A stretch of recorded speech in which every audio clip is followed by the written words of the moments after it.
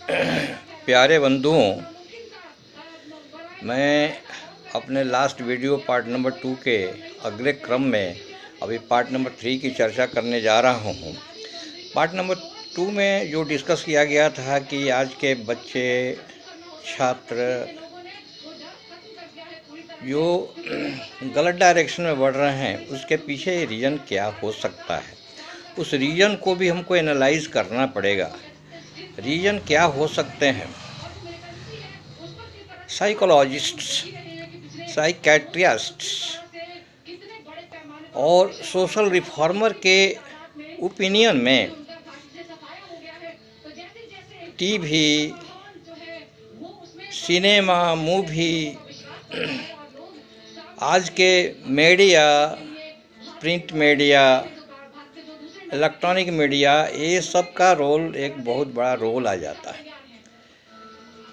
औसतन on an average बच्चे 19 बरस की उम्र तक 20,000 आवर्स टीवी देख लेते हैं, 1500 मर्डर सीन देख लेते हैं, 2 लाख वायलेंट एक्ट्स देख लेते हैं।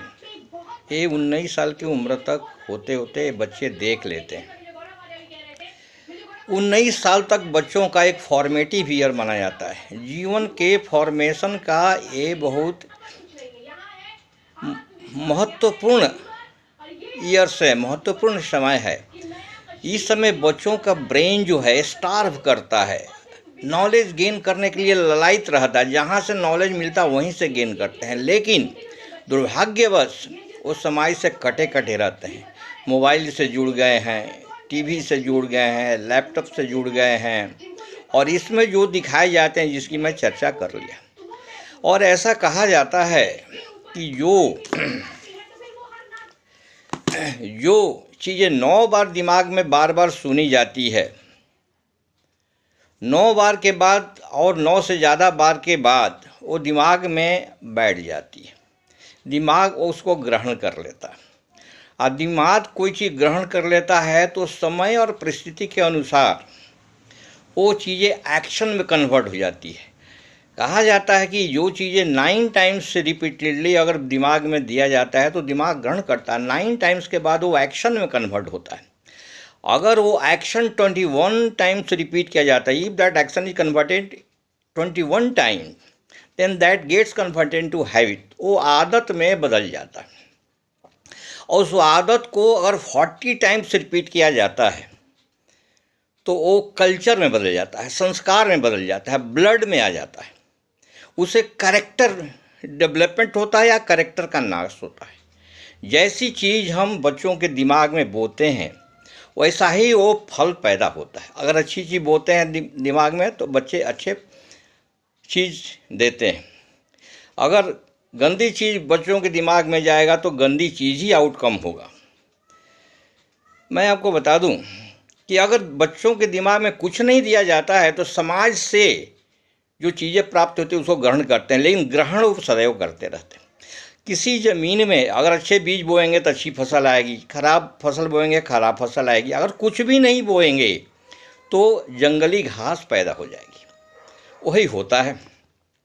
तो बच्चों के दिमाग में violent, rape, murder, sexual crimes, इस तरह की चीज़ें इतनी भर जाती हैं कि समय परिस्थिति के अनुसार वो कन्वर्ट हो जाती हैं। इसको सुधार करने के लिए क्या हमको करना चाहिए? क्या कानून का सहारा लेना चाहिए? कानून तो बनाए जाते हैं 10 to 15, 20% आदमी के अनुमानतः। 90%, 80% के लिए कानून तो नहीं बनाए जा सकते। 10, 20, 80, 90% आदमी जो प्रबुद्ध श्रेणी में आते हैं, जो पिक्चर बनाते हैं वो प्रबुद्ध श्रेणी के लोग होते हैं, जो मूवी बनाते हैं प्रबुद्ध श्रेणी के लोग होते हैं, जो मीडिया में जो लोग हैं वो लोग प्रबुद्ध श्रेणी के हैं। तो प्रबुद्ध श्रेणी को विचार करना पड़ेगा कि हमको ऐसा कुछ करना है जो समाज में बुरा सिग्नल, बुरा इंडिकेशन ना दे, ताकि बच्चों पर, समाज पर बुरा असर पड़े, नेशनल कैरेक्टर खराब हो। आजकल तो क्या होता है कि पूरा समाज जो है अकर्मण्य होते जा रहा है। सब चीज़ फ्री मुफ्त लेने की प्रवृत्ति ऐसी जागृत हो गई है कि फ्री नहीं देने वाले का कुछ महत्व ही नहीं दिया जाता है। तो ये इस तरह समाज एक तरफ से अकर्मण्य भी हो रहा है। सक्षम आदमी भी फ्री लेने की इच्छा रखते हैं, वो भी सक्षम आदमी भी अकर्मण्य हो जाते हैं। सक्षम बनने के लिए वो कर्मशील आदमी हैं, लेकिन अकर्मण्यता की वो धीरे धीरे बढ़ रहे हैं। इस तरह ये सब चीज़ से हमको छुटकारा पाने के एक एग्जाम्पल मैं बता दूं। एक सिनेमा हॉल में कोई पिक्चर काफ़ी चल रही थी। सिनेमा हॉल में एक कोई टिकट बेचने वाला था, वो डेली सिनेमा देखता था। इस तरह वायलेंट एक्ट्स, मर्डर्स, किलिंग्स जो सिनेमा में दिखाया जाता है वो बहुत देखता था। उसका दिमाग एकदम पॉल्यूट हो गया, प्रदूषित हो गया। वो देखा कि सिनेमा के मालिक को एक ही लड़का है और उसके पैसे बहुत हैं, तो वो कुछ ज़्यादा प्लानिंग, चूँकि वो प्रोफेशनल किडनैपर नहीं था, वो कुछ ज़्यादा न सोचा विचारा और सिनेमा घर के मालिक के लड़के को किडनैप कर लिया। किडनैप लेकर के चला गया। 2-3 दिन तक लड़का घर नहीं आया, तो फिर खोजबीन हुई, जुलूस निकलने लगा, प्रोसेसन लगा, एडमिनिस्ट्रेशन को दोष दिया जाने लगा। बाद में 2 दिन के बाद उस किडनैपर को भी भूख लगी, बच्चे को भी भूख लगी, दोनों परेशान हो गए।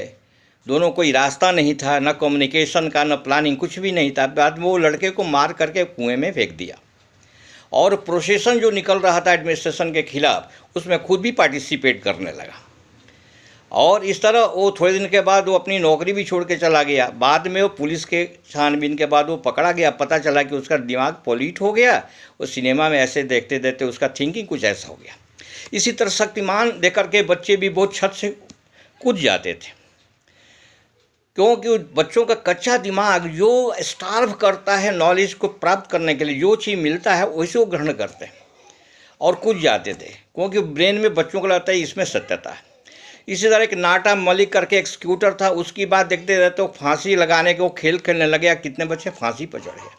मतलब कि इस क्षेत्र का, मूवी का, मीडिया का ये बहुत बड़ा रोल है। इसमें प्रबुद्ध जन ही रहते हैं। प्रबुद्ध जन को कानून के लिए कानून से शिक्षा नहीं लेना चाहिए, कानून से कंट्रोल नहीं होना चाहिए। वो खुद अपने आप को कंट्रोल करके समाज के, बच्चों के, देश का नेशनल कैरेक्टर की तरफ ध्यान चाहिए। इन्हीं सब 2 शब्दों के साथ मैं इसको अभी समाप्त करूँगा और समाप्त करके लास्ट में विनम्र निवेदन करूँगा कि इस वीडियो को आप लोग लाइक करिए, शेयर करिए, सब्सक्राइब करिए, ताकि जहाँ जाए, जिस तरह जाए, प्रबुद्ध सन हमारे विनती निवेदन को स्वीकार करें और स्वीकार करके और उसके बारे में विचार करें या कुछ अच्छा करें।